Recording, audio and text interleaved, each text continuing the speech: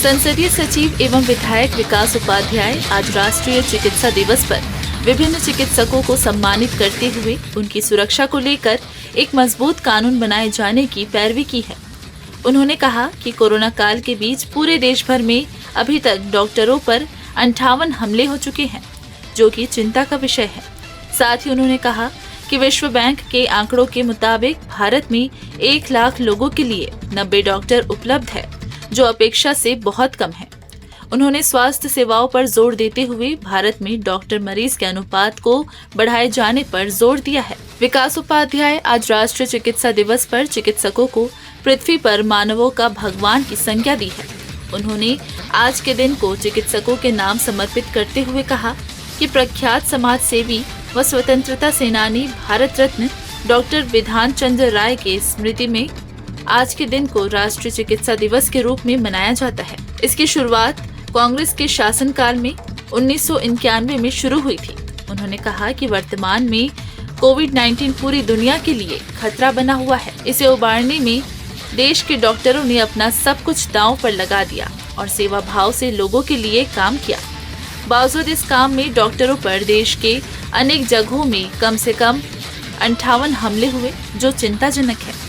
इसके लिए मौजूदा कानून कारगर नहीं है, बल्कि एक मजबूत कानून की जरूरत है, ताकि लोग ये समझ सके कि डॉक्टरों पर हमला का बुरा परिणाम भुगतना पड़ सकता है। Bureau report, Raipur. Doctors day पे आज उन डॉक्टर्स को जिन्होंने भगवान स्वरूप इस धरती में जन्म लिया और अपने परिवार से भी ज़्यादा जो उनके पेशेंट हैं, हमारे परिवार के जो सदस्य हैं, उनको देखा।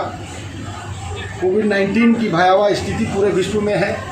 किसी ने अपनी सोच को लेकर, किसी ने मिसाल देकर, किसी ने कैसे इसको खत्म किया जाए उसको लेकर अलग अलग तरीके से एक टीम बनाकर काम की। और आज पूरे विश्व में या पूरे देश में अगर हम सब सुरक्षित हैं, स्वस्थ हैं, तो उन डॉक्टर्स की वजह से हैं।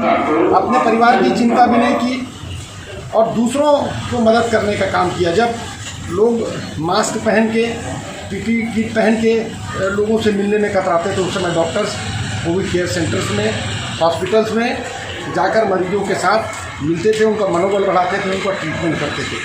आज का दिन उन सभी डॉक्टरों को समर्पित है, जिन्होंने अपना त्याग, बलिदान और ये बड़ी तपस्या की। मैं उन सब डॉक्टर्स को नमन करता हूँ, सल्यूट करता हूँ। छत्तीसगढ़ कैडर के senior IPS additional DG GP Singh के ठिकानों पर एंटी करप्शन ब्यूरो की टीम ने छापा मारा है। आय से अधिक संपत्ति की शिकायत पर एसीबी द्वारा ये कार्रवाई की गई है। जीपी सिंह खुद एंटी करप्शन ब्यूरो के प्रमुख रह चुके हैं। वर्तमान एसबीबी प्रमुख आरिफ शेख से पहले उनके पास ये जिम्मेदारी थी। वे अभी पुलिस एकेडमी में पदस्थ हैं। बताया जा रहा है कि लंबे समय से उनके खिलाफ आय से अधिक संपत्ति का शिकायत मिल रहा था, जिसके बाद एसीबी की टीम ने आज सुबह कार्रवाई शुरू की। मिली जानकारी के मुताबिक एसीबी की अलग अलग टीमें उनके ठिकानों पर दबिश दी है। एक टीम उनके रायपुर स्थित निवास पर जांच कर रही है। बताया जा रहा है कि टीम के हाथ महत्वपूर्ण दस्तावेज लगे हैं। हालांकि इस संबंध में अब तक कोई आधिकारिक पुष्टि नहीं की गई है। देर शाम तक एसीबी द्वारा इस संबंध में जानकारी दी जा सकती है।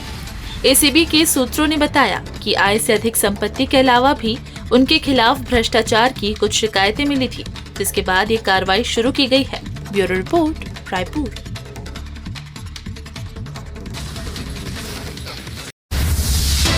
मुख्यमंत्री बघेल ने आज अपने निवास कार्यालय में आयोजित वर्चुअल कार्यक्रम में खरीफ फसल को खुले पशुओं की चराई से बचने रोका छेका अभियान का शुभारंभ किया।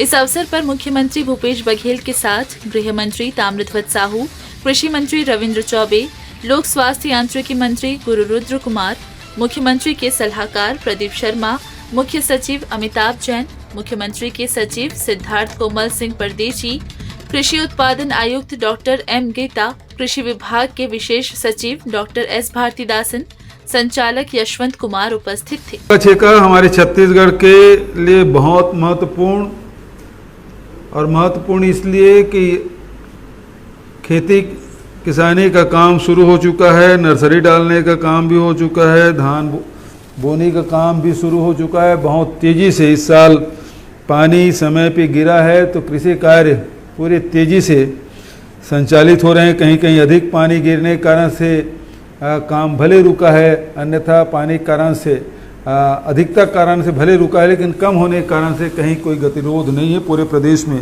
अच्छी बारिश हुई है और फसल बुआई का काम तेज़ी से चल रहा है। पिछले साल भी रोका छेका कार्यक्रम हम लोगों ने किया था, उसका अच्छा परिणाम आया था। फसल हमारे सही समय में बुआई का काम हो गया, रोपाई का काम हो गया। अन्यथा रोका छेका नहीं होने के कारण से कई गांव में रोपाई के समय भी जानवर खोले में घूमते रहते थे, उससे फसल को काफ़ी क्षति होती थी। इस साल हम लोगों ने 92 लाख मीट्रिक टन धान खरीदा। उसमें बहुत सारे कारण और भी हैं। कृषि के तरफ लोगों का आकर्षण बढ़ा ही है, क्योंकि समर्थन मूल्य खरीदने के साथ साथ राजीव गांधी किसान न्याय योजना भी एक प्रमुख कारण था। लेकिन एक कारण उत्पादन बढ़ने का ये भी है कि रोका छेका करने से हमारी फसल का नुकसान नहीं हो पाया, उसका लाभ किसानों को मिला है। और उसी के साथ साथ दूसरी गतिविधियां भी संचालित हुई है, जिसके बारे में हमारी बहनें चाहे वर्मी कंपोस्ट के माध्यम से और दूसरे जो बाड़ी कार्यक्रम हैं और जितने भी स्व सहायता समूह के माध्यम से जो काम कर रहे हैं, तो स्वावलंबी गांव के तरफ जो लोग बढ़ रहे हैं। 28 जून से चल रही सेवा पखवाड़े के अंतर्गत आज 29 जून को स्काउट कार्यालय के बाहर नेहरू मार्ग पर नियमित रूप से चलने वाले शुद्ध जल मंदिर का शुभारंभ पूजनीय महामंडलेश्वर श्री हंसराम जी महाराज के सानिध्य में उनके आशीर्वचन के साथ संपन्न हुआ। इस अवसर पर रीजनल मंत्री महिला एवं बाल विकास गुणमाला जी अग्रवाल की गरिमामय उपस्थिति रही।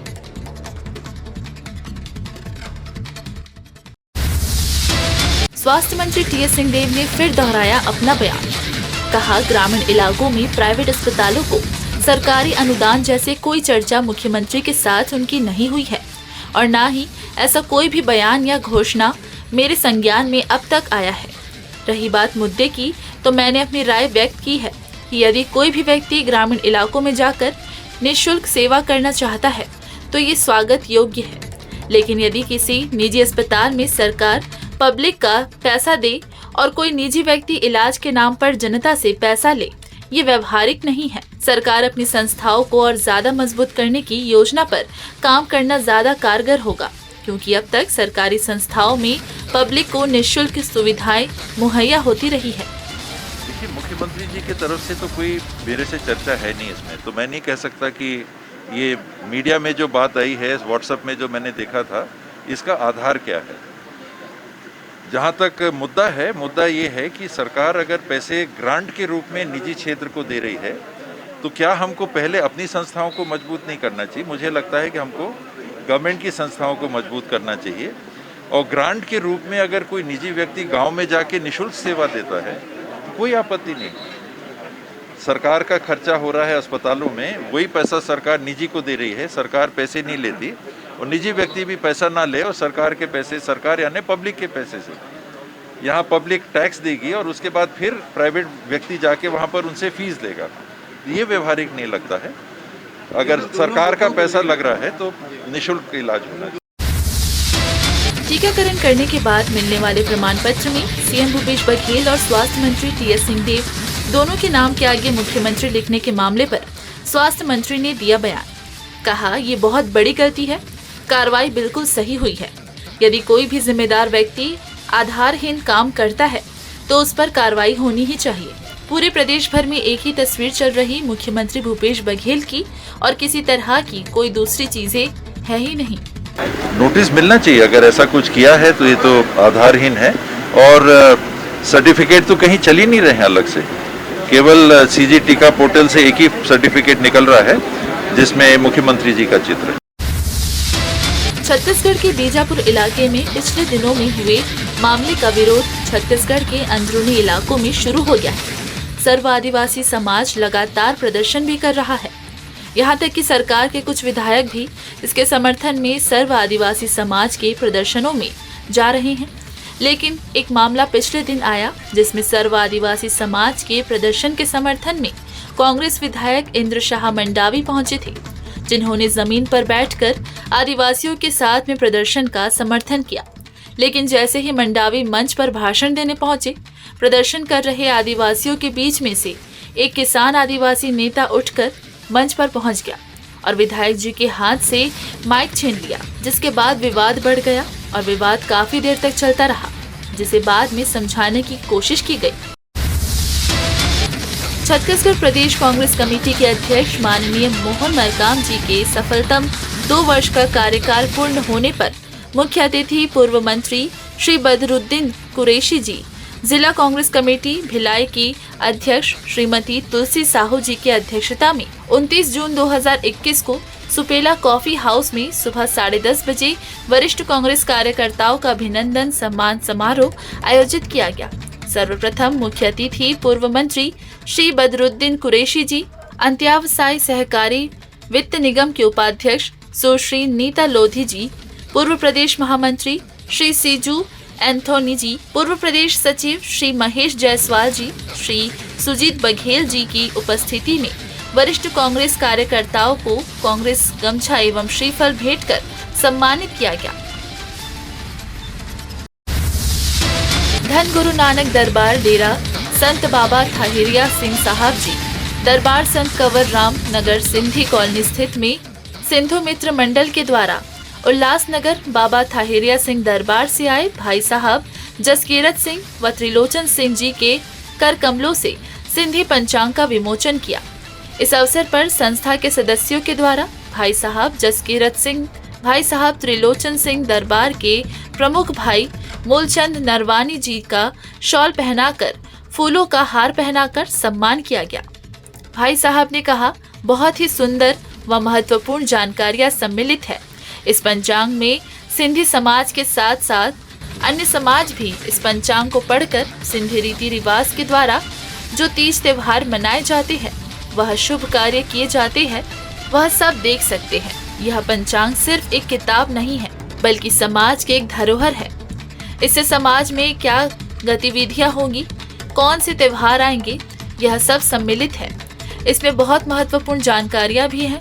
इस पंचांग के माध्यम से समाज को तीज त्योहार और शुभ मुहूर्त के बारे में जानकारी मिलेगी। वह अपनी युवा पीढ़ी को भी पता चलेगा कि सिंधी पंचांग किसे कहा जाता है।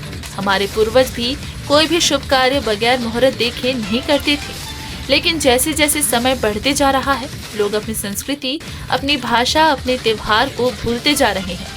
यह पंचांग के माध्यम से लोग फिर से अपनी संस्कृति, भाषा, तीज त्योहार से जुड़ सकेंगे।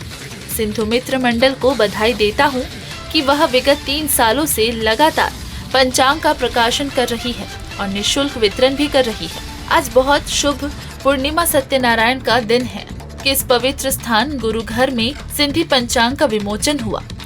आए हुए सिंधु मित्र मंडल के सभी सदस्यों को और सभी गुरु प्रेमियों को बहुत बहुत शुभकामनाएं व बधाइयां। इस अवसर पर सिंधु मित्र मंडल के संरक्षक चांदीराम मंगतानी, अध्यक्ष गोवर्धन दास वाधवानी, उपाध्यक्ष डॉक्टर हेमंत कलवानी, सचिव ब्रिजलाल नागदेव, समाज सेवक पूर्व पार्षद सुरेश वाधवानी, सह सचिव भाई साहब जगदीश जगियासी, संगठन मंत्री श्री चंद दयालानी, पत्रकार फोटोग्राफर विजय दुसेजा व पुत्र Govinda Duseja, Sindhu culture alliance forum के संरक्षक नानक पंजवानी, कोषाध्यक्ष प्रकाश जगियासी, डॉक्टर ललित मखीजा, डॉक्टर मनोहर टेकचंदानी जी का शॉल पहनाकर श्रीफल देकर सम्मान किया गया, वह आशीर्वाद दिया गया। कार्यक्रम के आखिर में अरदास की गई।